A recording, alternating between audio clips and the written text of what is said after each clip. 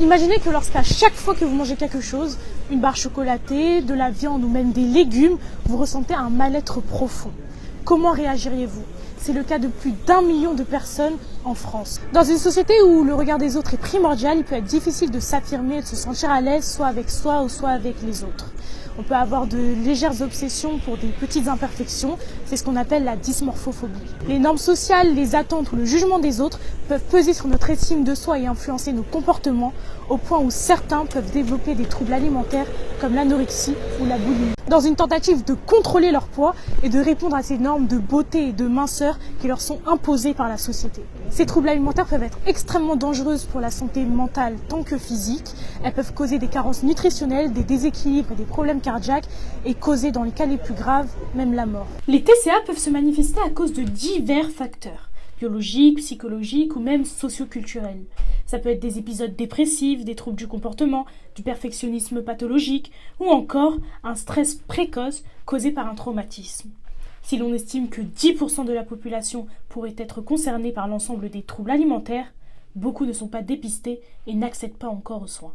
Ces troubles mentaux complexes sont souvent mal compris ou stigmatisés dans la société. Quand on parle d'anorexie, on pense à cette fille très maigre qui refuse de manger par caprice. Et si l'on pense boulimie, on pense l'inverse, une fille rondelette qui ne fait que manger.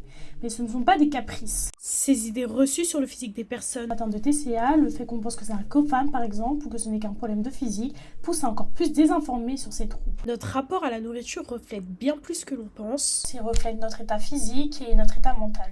Notre appétit est souvent perturbé par des douleurs sont passagers ou non, comme une infection ou un traumatisme par exemple, mais cela ne doit pas être confondu avec quelques grignotages entre les repas ou un régime quelconque. Les TCA sont de réels troubles psychiatriques dans le registre des addictions sans drogue. Les plus fréquents sont l'anorexie, la boulimie et l'hyperphagie boulimique. Mais au lieu de vous expliquer ce que c'est, on va laisser la parole à des personnes capables de mettre des mots sur leur vécu. Moi, j'ai souffert d'anorexie. La boulimie et l'hyperphagie. L'anorexie. Je suis boulimique et hyperphagique. 14 ans. 10, 11 ans. C'était vers mes 15 ans. J'avais 12 ans.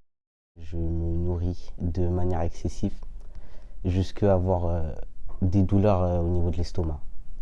Au début, je me suis dit, vas-y, j'ai envie de maigrir. Bon, j'étais au collège, voilà. Et je me suis dit, j'essaye. Et je me suis pas fixé d'objectif. Et en fait, ça a marché. Ça a un peu trop bien marché à tel point que je me suis pas arrêtée. Et après, je suis rentrée dans une sorte de spirale. Et plus je maigrissais, plus j'étais, faut encore que je continue encore plus. Et à force, je suis tombée vraiment bas, quoi. Enfin, j'ai commencé à beaucoup moins manger, à faire du sport, beaucoup, alors que je détestais ça à ce moment-là.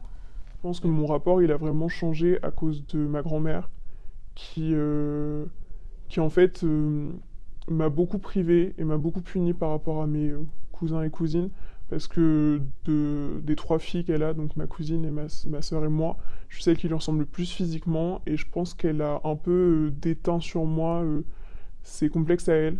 Et donc, elle m'a fait énormément complexer, elle m'a énormément privé. Et c'est ce qui a fait qu'en fait, je me suis sentie hyper mal avec moi-même. Parce qu'elle a été horrible avec moi quand j'étais jeune.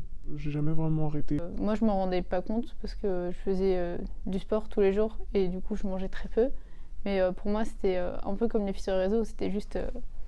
j'étais healthy. J'étais un peu dans le déni quand même. Ma mère, elle a toujours eu des soucis avec son poids. Donc, réaliser que sa fille aussi, au final, elle avait des soucis avec son poids... elle n'aimait pas trop l'idée. Oui, alors il y a eu une période donc, entre la 3e et la seconde où je tombais dans l'anorexie sans savoir ce que c'était. Et un jour, c'était les 70 ans de mon grand-père, donc en 2018. Et ma famille, et, sans me le dire, ils sont tous allés à leurs parents un par un sans se concerter en leur disant « mais le gars, il va pas bien ». Et c'est là, une semaine plus tard, j'ai eu un rendez-vous dans un hôpital psychiatrique, sans savoir ce que c'était, même mes parents ne savaient pas. Et les mêmes jours, on m'a gardée. Genre sur place, je suis restée. La première fois, parce que je suis été hospitalisée 3 fois au total, la première fois, c'était 3 mois.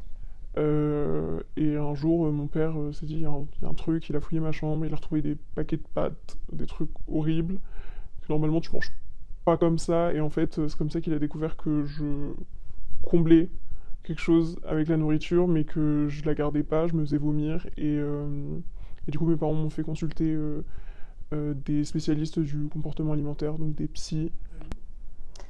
Alors, j'ai commencé à regarder mon corps dans le miroir, manger beaucoup, à certaines heures précises, surtout. Et je mangeais des quantités vraiment monstre, pour être honnête. Je mangeais tellement que je commençais à avoir mal au ventre, j'étais au bord du vomissement. Je gère sans trop gérer en vrai. J'ai vécu des traumatismes en tant qu'enfant avec des membres de ma famille et je me suis réconforté vers la nourriture. J'ai été suivi mais j'ai arrêté récemment. Faute de moyens, de temps aussi, il y a une certaine gêne, ce qui fait que j'aime pas trop en parler et donc j'ai arrêté. Et je suis pas très sociable, ce qui fait que je préfère être seul dans mon coin. Je dirais plus que je suis un point de non-retour, mais c'est parce que je suis pas vraiment quelqu'un de très optimiste dans la vie. Ce qui fait que pour moi, je suis arrivé à mon point de non-retour. Parce que j'ai l'impression que le mois d'avant et le mois de maintenant, on est très similaires. J'ai pas vraiment beaucoup changé. Alors très clairement, l'hôpital, ça ne m'a servi à rien. C'est à tel point que la dernière fois, ils m'ont foutu dehors. Pour les personnes qui souffraient d'anorexie dans cet hôpital-là, on avait un contrat de poids. En gros, on arrivait à un poids X et ils m'ont dit, tu prends 2 kilos, tu as le droit d'envoyer des courriers. Tu prends 2 kilos de plus, tu as le droit des appels. 2 de plus, tu as le droit, c'était quoi ? C'était des visites, après des permissions de week-end et ensuite des permissions de nuit de week-end. Et donc, au début, on arrive, on est là, on sait pas ce qu'on fout là, on est au bout de notre life, on n'a pas le droit de voir des gens, on n'a pas le droit d'appeler des gens, on est coupé de tout. Et pour sortir, je devais prendre quelque chose comme 12 kilos. Et moi, on me dit ça. Je viens d'apprendre ce que c'est l'anorexie. On me dit, tu prends 12 kilos, tu peux sortir. Je dis là, non, du coup. Et au final, c'est à l'hôpital, j'avais plein de stratagèmes et tout, comme quasiment tous les autres patients, pour cacher des trucs, faire du sport en secret, des trucs comme ça. Et au final, je me suis dit, bon, j'en ai marre d'être là. Les 12 kilos, je vais les prendre. Je vais sortir, je vais tout reperdre. Et c'est ce que j'ai fait. Et c'est pour ça que je suis retournée encore et encore. On regarde trop comment les gens sont dans les magazines, sur les réseaux sociaux, même autour de nous. Genre, la comparaison, c'est un truc vraiment énorme dans les TCA. Par exemple, on voyait vraiment mes os. Je mettais une robe large, on voyait mes os.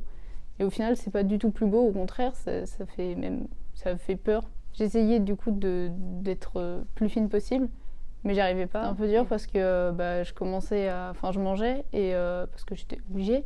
Je veux dire, après, quand j'allais voir mon ventre dans le miroir, ça allait pas du tout. Donc je commençais à pleurer et j'essayais de me faire des massages de ventre pour éliminer la nourriture. Et puis aussi, après, j'essayais de me faire vomir parce que j'avais pas envie de voir ça. Alors, je m'en suis un peu remise, mais j'ai toujours des choses qui reviennent. Par exemple, quand je me sens un peu grosse, je vais essayer de pas manger la journée. Enfin, je sais que c'est pas bien maintenant, mais ça arrive parfois quand même d'avoir des pensées un peu comme ça. Du coup, pendant l'été de mon anorexie, il y a un de mes tontons qui m'a expliqué que j'allais devoir arrêter la danse classique. Et la danse classique, c'est ma passion. Donc si j'arrêtais, je vois pas comment j'aurais pu continuer. C'est qu'une personne trop maigre, on va forcément dire qu'elle est anorexique. Une personne grosse, on va pas se demander ce qu'il y a derrière. On parle beaucoup sur le physique des autres sans savoir en fait ce qu'il y a derrière. Du coup, forcément, je me fais vomir. Je fais des grosses crises d'angoisse. Je vais avoir des phases où j'ai rien envie de manger. Il y a des fois où j'ai juste envie de manger que de la merde. Je diabolise beaucoup la nourriture. Il y a énormément de choses auxquelles je ne touche pas.